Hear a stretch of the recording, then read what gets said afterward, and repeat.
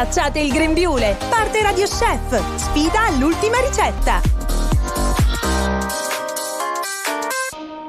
Cari amici, ben ritrovati a Radio Chef. Oggi è una giornata speciale, sicuramente una giornata frizzante, e ci piace ripercorrere insomma un po' la tradizione irlandese del giorno di San Patrizio. Allora anche noi abbiamo voluto proprio approfittare di questa giornata speciale per raccontarvi di una realtà che ci parla proprio di birra, la protagonista della giornata di San Patrizio, ma che arriva da Lignano Sabbiadoro, perché oggi abbiamo con noi Sven Moro con la sua La Culla del Luppolo. Allora, innanzitutto Sven, benvenuto, grazie per essere con noi, è un piacere averti Ciao qui. a tutti.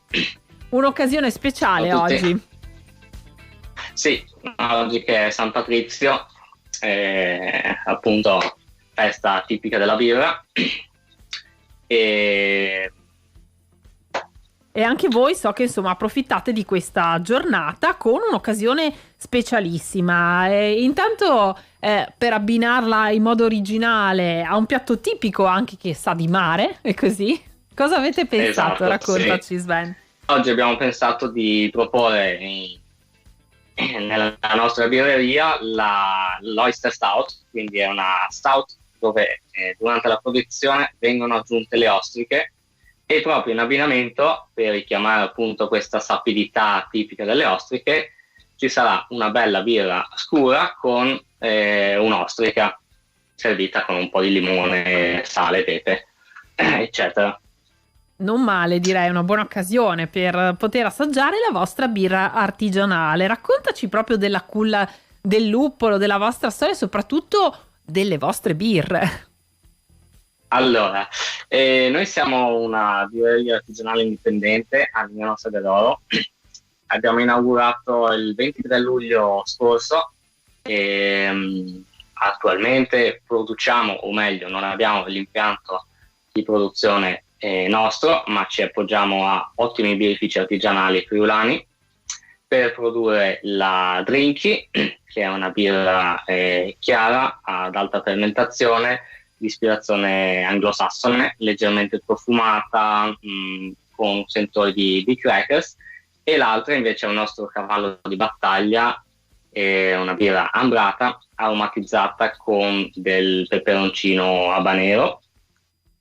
Che nonostante ci sia il peperoncino, la bevuta è molto molto gradevole e invita subito un altro sorso. Molto molto interessante. Tra l'altro Drinky è stata anche birra dell'anno 2023, quindi va assaggiata. Assolutamente sì, abbiamo fatto la medaglia d'oro a Rimini durante birra dell'anno 2023 nella categoria 5, quindi tutte le birre a bassa gradazione, chiare, a bassa gradazione alcolica, di ispirazione appunto anglosassone, e abbiamo fatto subito questo traguardo. Miglior Golden Ale d'Italia. Esatto. Io insomma faccio birra in casa da 6 anni ormai, ho studiato appunto varie ricette, poi l'abbiamo trasportata sull'impianto del birrificio Basei dove attualmente produciamo la Drinky, e abbiamo prodotto questa ottima birra con una leggera aggiunta di luppolo in fermentatore, detto anche dry hopping, che gli dà questo profumo caratteristico e unico. Wow, molto molto interessante, devo dire. E poi tra l'altro, insomma, anche voi sarete proprio in questi giorni alla Fiera della Birra Artigianale. Dove vi possono trovare? Assolutamente sì, ci potete trovare a Santa Lucia di Piave oggi, sabato e domenica, negli orari oggi dalle 18 alle 2 di notte, sabato dalle 17 alle 2 di notte, mentre domenica dalle 11:30 a mezzanotte, oltre che trovarci a Lignano, perché siamo aperti anche lì vestiti di verde oggi. Beh, innanzitutto stasera, perché c'è questo abbinamento molto interessante proprio con le ostriche da non perdere, direi, e poi anche per assaggiare le tue birre. Quindi oggi, il giorno di San Patrizio, aspettiamo di sapere da te, Sven, quali sono le birre che consiglio, se vuoi fare, non so, un abbinamento a carattere, a gusti. Cosa ci proponi? Beh, la Trinchi io l'abbinerei a dei crostacei o dei formaggi freschi, si abbina molto bene, mentre la Mirci, quindi l'ambrata al peperoncino, si abbina molto bene a dei risotti un po' più corposi, delle pasta asciutte o delle lasagne, cose del genere. O altrimenti, oggi proprio che è San Patrizio, si può fare una bellissima ricetta inglese, oppure le ostriche, le salsicce inglesi, irlandesi, insomma, oppure andare su delle IPA più classiche, molto in voga attualmente, e abbinarci dei piatti più speziati, stravaganti. Benissimo, grazie per questi abbinamenti. Allora, Sven, che dire, la culla del lupolo vi aspetta stasera, che è San Patrizio, a Lignano Sabbiadoro, ma poi insomma per tutta la primavera che verrà, l'estate, per farvi assaggiare le sue ottime birre artigianali, e seguitelo anche sui social. Ci vuoi dare tutti i riferimenti, Sven?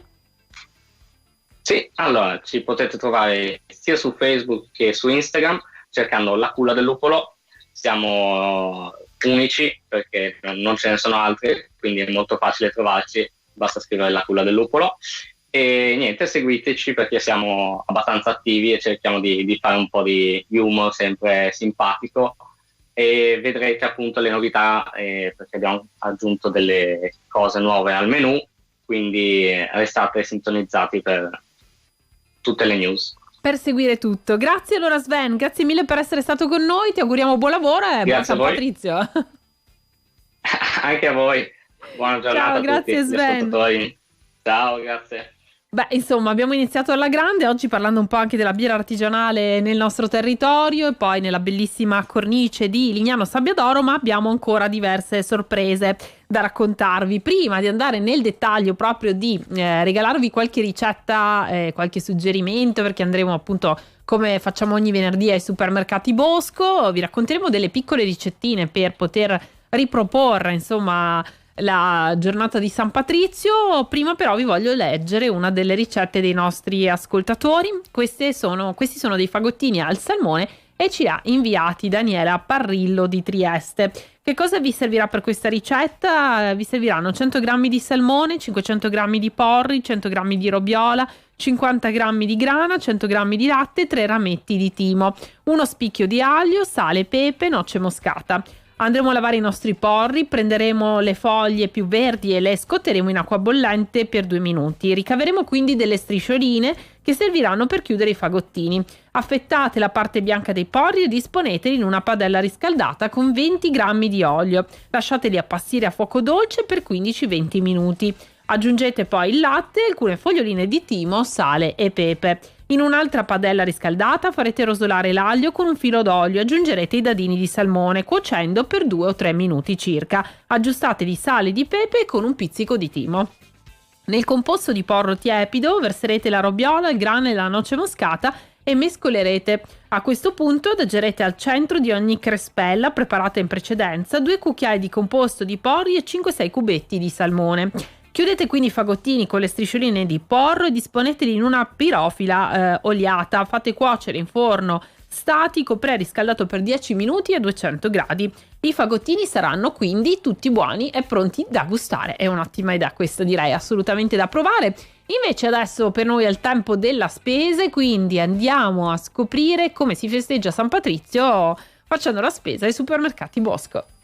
Ed eccoci qui, ben ritrovati amici di Radio Chef, ci troviamo ai supermercati Bosco di Trieste e siamo nel reparto dedicato alla birra, veramente super rifornito con tantissime novità, curiosità e belle etichette per parlare, per tuffarci anche nel St. Patrick Day, la festa di San Patrizio proprio che vede protagonista la birra, una festa che si celebra soprattutto in Irlanda, nasce in Irlanda dal santo, da San Patrizio, ma che si festeggia veramente in tutto il mondo. Infatti in Irlanda non mancano i brindisi che proseguono soprattutto fino a notte fonda nella giornata di oggi, in questo questo 17 marzo, ma c'è anche la principale sfilata irlandese del St. Patrick Day che si svolge a Dublino con centinaia di migliaia di partecipanti. La più grande parata del mondo invece ha luogo anche a New York, eppure a Sydney in Australia i festeggiamenti per San Patrizio sono veramente molto sentiti. Ovviamente la festa anche si è spostata anche qui in Italia, la festeggiamo anche in Friuli Venezia Giulia e protagonista, dicevo, è la birra. Non manca mai il classico brindisi con una buona pinta di birra oppure anche una bella bottiglia come vediamo qui alle nostre